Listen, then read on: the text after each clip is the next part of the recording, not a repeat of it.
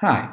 Using the InEvent platform will allow you to communicate with your audience directly using SMSs or texts. Today we're going to learn how to do it. So if you go into People Communication, you can see that it's very easy to find our SMS sender or is SMS blaster. Here on the left, you can see a couple of lists that we have already created, including the all attendees and all invited. In this case, I'm going to select all the attendees and I'm going to select people. Here I have a couple of options. And then I can just go ahead and create my new SMS. So the text content can be, hello, the event is about to start. And I can send this information directly to every one of my attendees.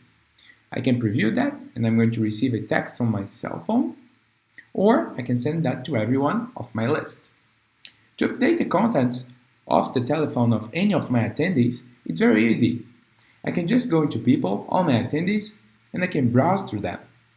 Here I'll be able to change, for instance, the phone number. I just need to type, edit, save it, and that's it. It's ready to go. It's very easy to send, in one click, communication to all your attendees, and with the touch of one button, you have control over the communication or corporate communication of your whole event. Thank you, and hope to see you in the next video.